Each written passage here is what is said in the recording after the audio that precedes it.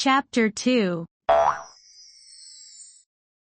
Letting the curtain drop between our view, I turned away and crumpled onto my bed, sobbing violently. I shouldn't hurt myself worse by watching their interactions with each other. The pain was all too real, but I couldn't help it. The wolf pushed me to see, she needed to witness this as well. This female was nothing more to him than a summer fling. She wasn't his everything, that was me. I'm maybe just 17 and 4 years his junior, clearly not Luna material yet, but I was meant to be by his side. I'm Luna born, not her. He wouldn't have waited long to mark me, though. Males can't resist marking their mate once they find her, no matter the age difference. You could only ever find your mate once both were shifted wolves, so 17 was as young as it went, it wasn't frowned upon. I saw it in the way he looked at me the night we stood in the driveway.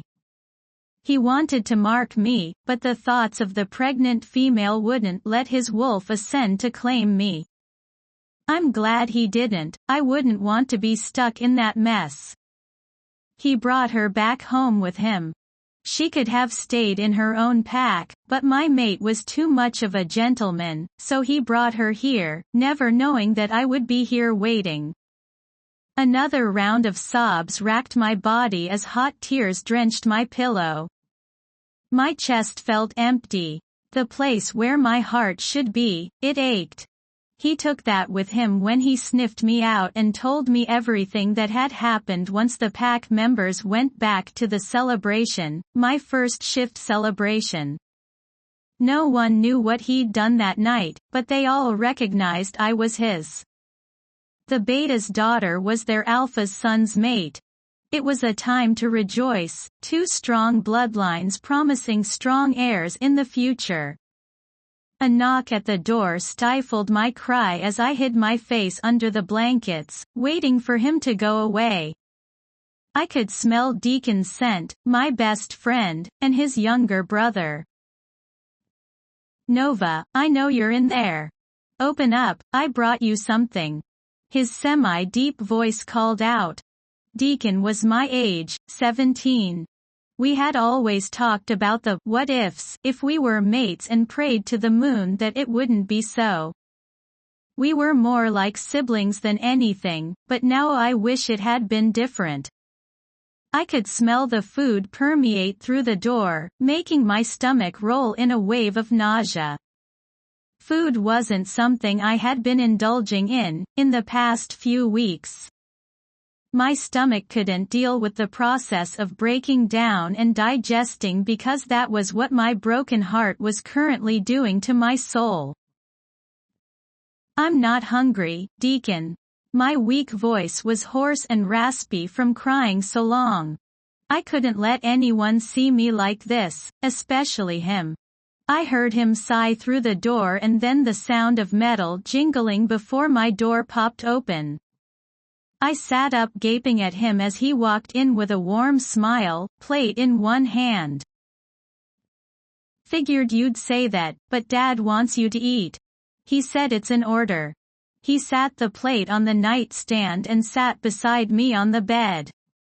I knew I looked and smelled awful, I hadn't been out of my room to even shower in 3 days. Don't look at me like that, Deacon. I glared at his sky blue eyes, which were almost identical to his brother's.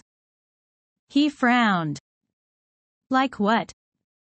Like everyone else who sees me looks at me, with pity. Don't feel sorry for me, Deacon, not you. I don't want your pity. I felt a tear slide down my cheek. You'd think I'd be all cried out by now, but there were always more. There will always be more. Deacon sighed, taking my face in his hands, forcing me to look at him. I don't pity you, Nova. I am angry at my brother. I'm so angry at him for doing this to you, regardless of him not knowing until it was too late. I'm dealing with trying not to wolf out on him and tear him to pieces because of how this is breaking you. I don't pity you. I pity him. He's the one who messed up, and now instead of being happy with my best friend, he's now stuck with the consequences of his decisions. He's missing out on the love of someone so perfect and so special. I was taken aback by his honest words.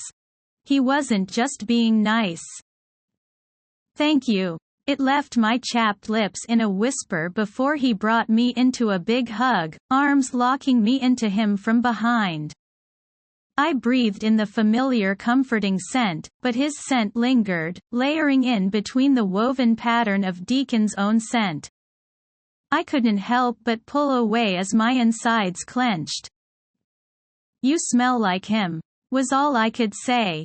Deacon ran a hand through his already disheveled hair, eyes assessing my form. You're wasting away in here, Nova.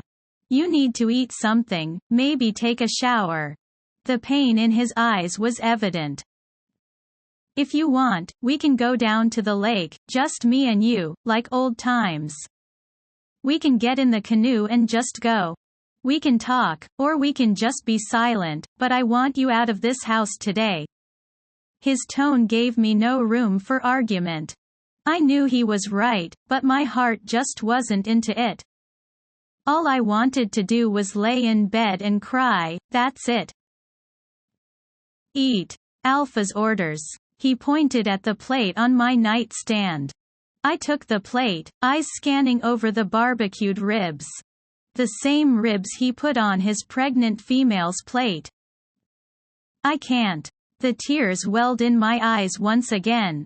Trying to fight off the distraught loneliness that was crushing me into bits, I covered it back with the foil.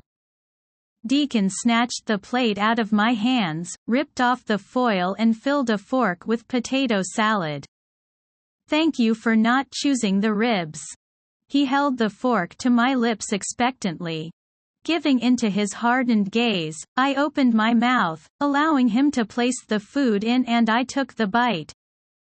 Forcing myself to chew, I felt saliva pool in my mouth as my taste buds relished in the deliciousness of the potato salad with mayo, dill pickles, onion, and celery salt. My favorite.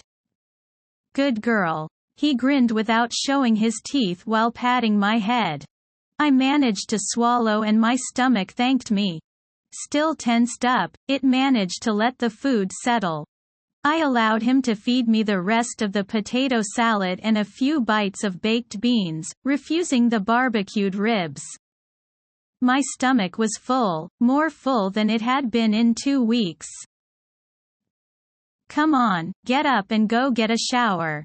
I'll change your sheets and clean up this. He looked around my room at all the used tissues overflowing the waste basket.